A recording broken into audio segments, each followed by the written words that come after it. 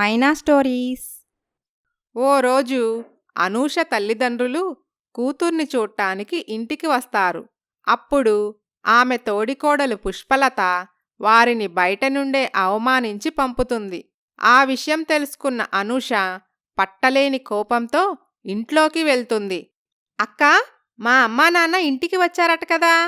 ఏమో, నాకేం తెలుసు? నేనేమైనా ఈ ఇంటికి కాపలానా? ఎవరు వచ్చిపోతున్నారో చూడ్డానికి? అబద్ధం చెప్పకక్కా, మా అమ్మా నాన్న వచ్చారన్న విషయం నాకు తెలుసు. అవును, వచ్చారు. అయితే ఏంటట? మా అమ్మా నాన్నని అవమానించి పంపించింది కాక ఇంకా ఏంటని మాట్లాడుతున్నావా? నాకు నచ్చని వాళ్ళు నా ఇంటికి రావటం నేను సహించలేను. నీ ఇల్లేంటి? నేను కూడా నీలాగే ఈ ఇంటికి కోడలిగా వచ్చాను. ఆ విషయం మర్చిపోకు. ఈ ఇంట్లో నీకెంత హక్కుందో నాకు అంతే హక్కుంది. ఓహో, అలాగా? నాతో పాటు సమాన హక్కున్నదానివి మరి నాలాగా లక్షల కట్నం తీసుకురాలేదే అని దెప్పి పొడుస్తుంది పుష్పలత. ఆ మాటకి మౌనంగా ఉంటుంది అనూష. ఏ, సమాధానం చెప్పటానికి నోరు పెగలటం లేదా? అది కాదక్కా, నువ్వు లక్షల కట్నం ఎందుకు తెచ్చావని నేనెప్పుడైనా అడిగానా? అలాంటప్పుడు నేనెందుకు తేలేదని అడిగే హక్కు నీకు లేదు. ఇంకోసారి మా వాళ్లతో అలా మాట్లాడితే ఊరుకోను. అప్పుడే అక్కడికి వచ్చిన జానకమ్మ, ఊరుకోకేం చేస్తావే దిక్కులేనిదాన, కుక్కని తెచ్చి సింహాసనం మీద కూర్చోబెడితే దాని బుద్ధి చూపించిందట. అలా ఉంది నీ వరస. అనూష కళ్లల్లో నీళ్లు తిరుగుతుంటాయి. అది కాదత్తయ్యా, ఇందులో నా తప్పేమీ లేదు. అక్కే మా అమ్మా నాన్నని అవమానించింది. అది కాబట్టి ఒట్టి మాటలతో అవమానించి పంపింది. అదే నేనైతేనా ఈ జానకమ్మ అంటే ఏంటో చూపించేదాన్ని. కాని కట్నం ఇవ్వలేని వాళ్ళకు గౌరవం మర్యాదలు కావాలా అని వెక్కిరిస్తుంది జానకమ్మ. అనూష ఏడుస్తూ తన గదిలోకి వెళ్ళిపోతుంది. అత్తయ్యా, కొంపదీసి ఈ విషయం మీ అబ్బాయిలకి చెప్తుందా ఇది? చెప్తే చెప్పని, మనకేంటే భయం? మీకేం, మీరు బానే ఉంటారు. మధ్యలో మీ అబ్బాయి చేతిలో తిట్లు తినేది నేనేగా. దాని మొహం, దానికన్ని తెలివితేటలు ఎక్కడివి లేవే. అలా ఏం జరగదు, నువ్వేం భయపడకు అని అనుకుంటారు. ఆ రోజు రాత్రి అనూష, ఏమండి, రేపోసారి మా పుట్టింటికెళ్ళొస్తాను. ఏంటనుష, సడన్గా ఏమైంది? ఏమీ లేదులేండి, ఊరికే మా అమ్మా నాన్నని చూడాలనిపిస్తుంది సరే అనూష, అలాగే వెళ్ళిరా అని చెప్తాడు సురేష్. మరుసటి రోజు అనూష పుట్టింటికి వెళ్తుంది. అమ్మా, నాన్న, నిన్న జరిగిందానికి నన్ను క్షమించండి. నాకెంతో బాధేసింది. పర్వాలేదులే అమ్మా, ఇవి మాకు కొత్తేమీ కాదు. అక్కడ నువ్వు బావున్నావు గదా, మాకంతే చాలు. నాకు చెప్పకుండా ఇంకెప్పుడు మా ఇంటికి వచ్చి ఇలా అవమానపడకండి అలాగే తల్లి అని అనుకుంటారు. ఆ తర్వాత ఓ రోజు అనూష కిరాణా కొట్టుకు వెళ్తుంది. అక్కడ పక్కింటి శాంతి కలుస్తుంది. హలో శాంతి, ఎలా ఉన్నావ్? నేను బాగానే ఉన్నాను అనూష. అయినా నీ తోడికోడలికి అంత పొగరు పనికిరాదు. ఇంటికి వచ్చిన వాళ్ళని అలా అవమానించి పంపటం సంస్కారమేనా? పాపం మీ అమ్మా నాన్న ఎంత బాధపడి ఉంటారు. అవును శాంతి, వాళ్ళు చాలా బాధపడ్డారు. మరి మీ తోడికోడలు మీ అమ్మా నాన్నని అవమానించిన విషయం మీ ఆయనకి చెప్పావా? లేదు, చెప్పలేదు. ఎందుకు? చెప్తే ఇంట్లో చాలా గొడవలవుతాయి. ముఖ్యంగా మా బావగారు అస్సలు ఊరుకోరు. నా వల్ల ఇంట్లో గొడవలు రావటం నాకిష్టం లేదు. అందుకే ఊరుకున్నాను. నువ్విలా మంచిగా ఉంటే నీ తోడికోడలికి ఇంకా చులకనైపోతావు. పర్వాలేదులే శాంతి, ఈ విషయాలన్నీ ఇంట్లో చెప్పి గొడవలకి దారి తీయటం నాకిష్టం లేదు. ఏంటో, దేవుడు మంచివాళ్లకే కష్టాలు పెడుతుంటాడు. సరే, నేనెళ్ళొస్తాను అని వెళ్ళిపోతుంది శాంతి.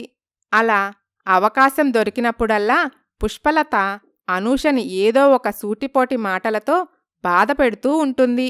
జానకమ్మ ఆమెకి వంతపాడుతూ ఉంటుంది. ఇదంతా శ్రీనివాస్ గమనిస్తూనే ఉంటాడు. ఓ రోజు శ్రీనివాస్ సురేష్ ఆఫీస్ దగ్గరికి వెళ్తాడు. ఒరే తమ్ముడు, మీ వదిన మారేలా లేదు.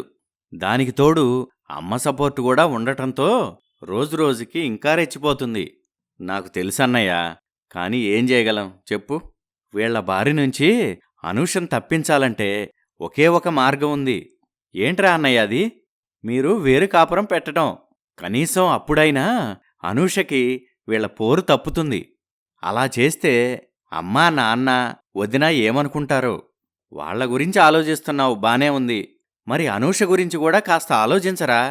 అలాగేరా అన్నయ్య, నేను అనూష్తో మాట్లాడతాను. అని ఆ రోజు రాత్రి సురేష్, అనూష, మనం వేరు కాపురం పెడదాం.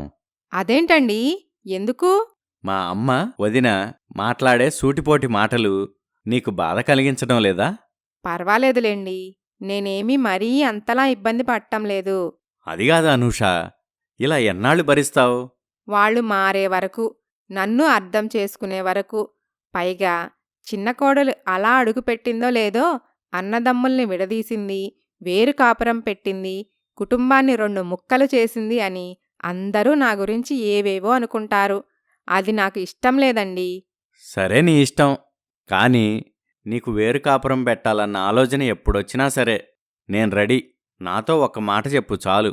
అది ఎప్పటికీ జరగదండి. అసలు వేరు కాపురం అనే విషయాన్నే మీరు పూర్తిగా మర్చిపోండి అని అనుకుంటారు. ఓ రోజు సాయంత్రం ఆఫీస్ నుండి అలసిపోయి ఇంటికి వస్తాడు శ్రీనివాస్. ఏమండి, వచ్చారా? కాఫీ తీసుకురమ్మంటారా?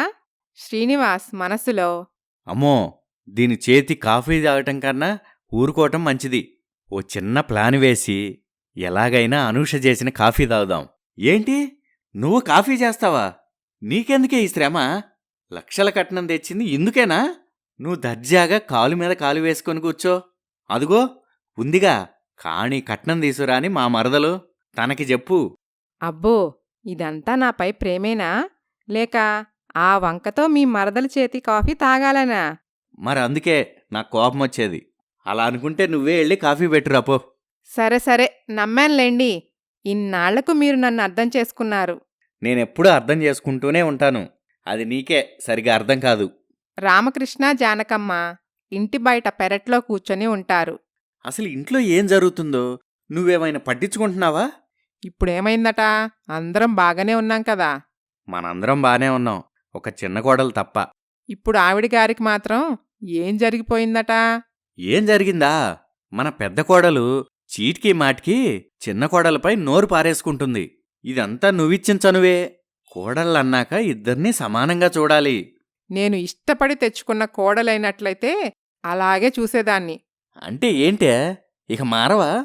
జీవితాంతం చిన్న కోడలతో ఇలానే ప్రవర్తిస్తావా? మారనుగాక మారను. అదంటేనే నాకు అసహ్యం.